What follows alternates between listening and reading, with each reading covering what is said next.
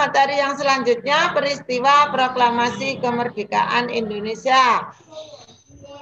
Proklamasi kemerdekaan Republik Indonesia. Perjuangan bangsa Indonesia itu membuahkan hasil yang gemilang. Setelah berjuang sekian lama, akhirnya bangsa Indonesia menjadi negara yang merdeka.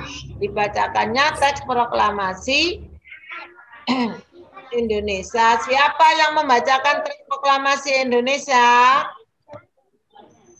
Soekarno. Bapak Insinyur Soekarno dan didampingi dengan Bapak Dr. Muhammad Hatta. Nah, selanjutnya kedua tokoh tersebut dikenal sebagai Bapak Proklamator. Jadi Bapak Proklamator Indonesia itu adalah Bapak Insinyur Soekarno dan Bapak Dr. Andes Muhammad Hatta. Kemudian tanggal berapa teks proklamasi itu dibacakan? 17 Agustus 1945. Ya, teks proklamasi dibacakan pada tanggal 17 Agustus 1945 pada pukul 10 waktu Indonesia Barat, bertempat di Jalan Pegangsaan Timur nomor 56 Jakarta. Jadi di jalan itulah Insinyur Soekarno dan Bapak Muhammad Hatta membacakan teks proklamasi. Bendera merah putih sebagai bendera negara juga dikibarkan diiringi dengan lagu apa? Anak-anak kalau bisa Indonesia Raya.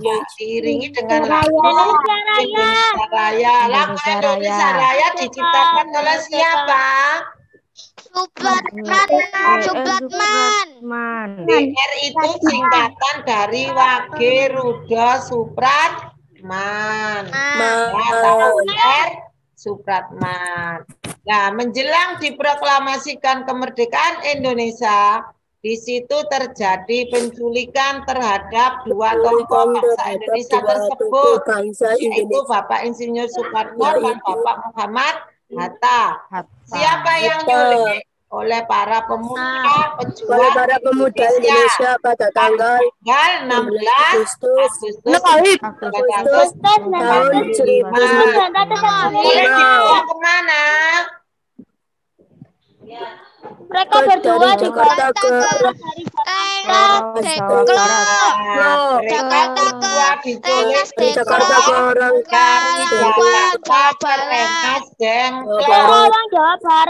Kerawang, Jawa Barat. Mengapa para pemuda itu kok menculik dua tokoh tersebut?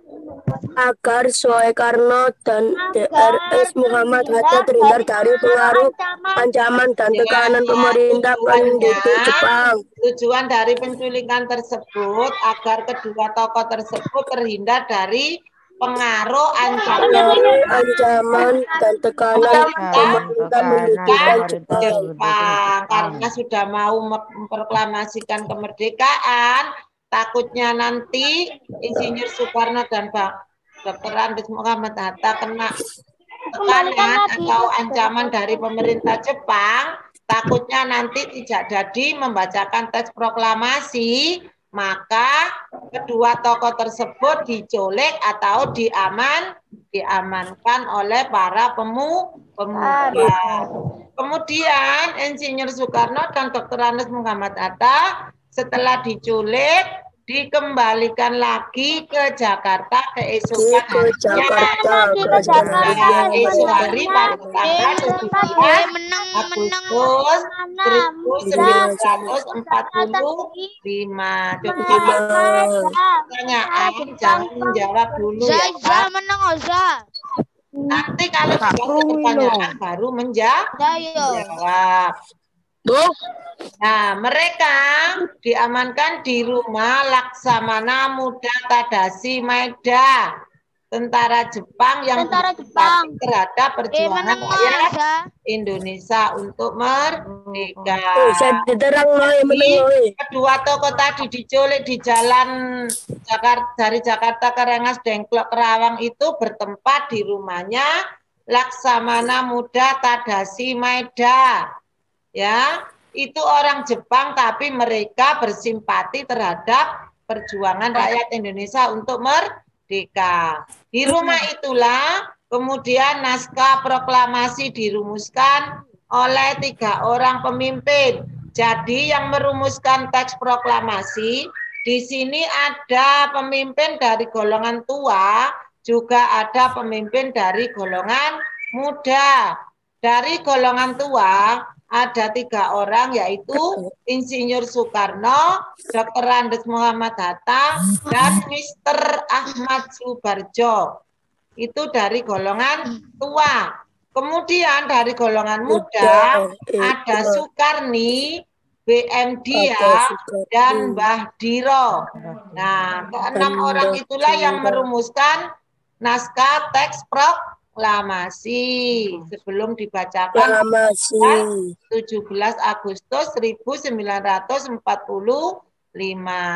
Setelah selesai ditulis, naskah proklamasi kemudian diketik oleh seseorang yang bernama Sayuti Melik. Jadi Sayuti Melik itu orang yang mengetik teks proklamasi. Nah, kemudian Insinyur Soekarno dan Dr. Andes Muhammad Hatta setelah diketik terus ditandatangani oleh kedua tokoh tersebut atas nama bangsa Indonesia. Ya, di dalam teks proklamasi kan bunyinya seperti itu ya. Atas nama bangsa Indonesia, Soekarno Hatta. Nah, sejak saat itulah maka bangsa Indonesia bebas dari penjajah alias merdeka. Nah, itulah pembelajaran materi yang telah kita sampaikan pada hari ini. Dari materi yang telah disampaikan tadi, ada pertanyaan? Tidak. Sudah, nanti kurang itu dibaca lagi. Materinya di WA grup nanti ada, di bukunya tadi juga ada. Ya, coba sekarang. Tadi anak sudah belajar tentang sistem irigasi di Subak. Siapa yang bisa menceritakan bagaimana sih sistem irigasi Subak itu? Siapa yang bisa? Nah, saya tunjuk yang bisa langsung menjawab.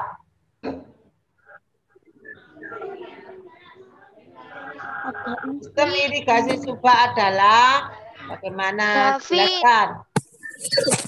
Organisasi masyarakat yang khusus mengatur sistem pengairan sawah dalam cocok tanam pada di Bali.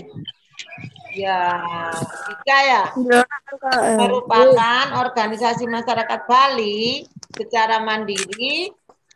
Mereka mendirikan sebuah organisasi Subak yaitu pengairan sawah secara tradisional, ya. Kemudian bagaimana hasilnya antara pengairan secara mandiri yaitu Subak dengan cara yang modern? Hasilnya bagaimana? Siapa yang bisa membedakan? Dika sudah nggak usah menjawab, Dika. Disimak aja. Apa, Bu? Apa tadi hasil dari pertanyaan tadi kan sudah dijelaskan. Dengan menggunakan sistem pengairan Subak atau dengan mengikuti model terbaru, ikuti pemerintah. Nah, hasilnya bagaimana anak-anak? David, Bu. Ya, David, silakan.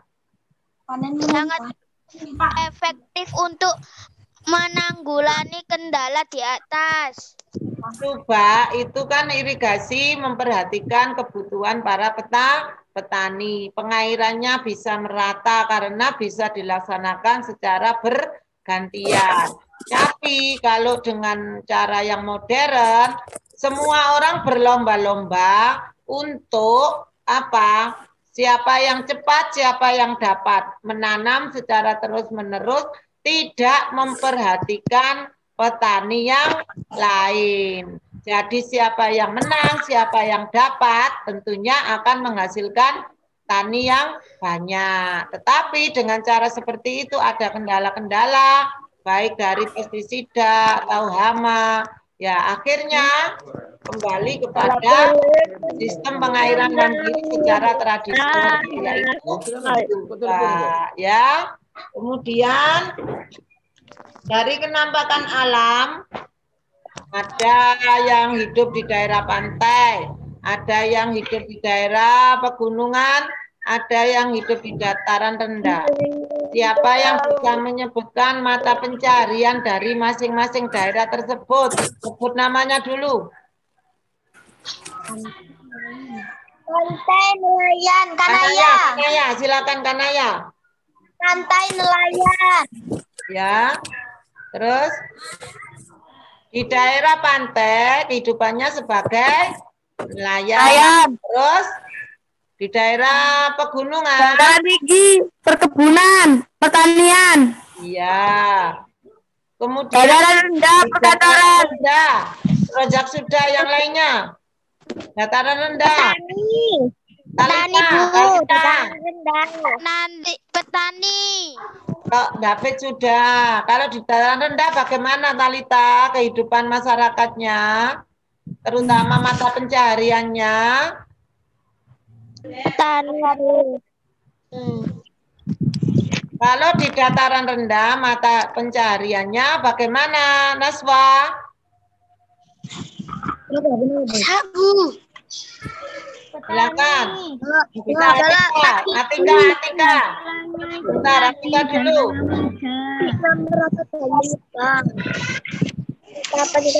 Ayo Atika. Sabu. Bintang, Bu. Biar Iska dulu. Sebagai petani. Di dataran rendah, kehidupan masyarakatnya terutama untuk mata pencarian bagaimana? Sebagai petani, Bu, sebagai petani. Di samping sebagai petani, kehidupan mereka juga bervariasi. Di dataran rendah itu bisa dijadikan sebuah kota sehingga mata pencariannya bervariasi. Dan petani juga ada yang menjadi pegawai kantor, bekerja di pabrik, ya. Ada yang bekerja menjadi sopir dan macam-macam.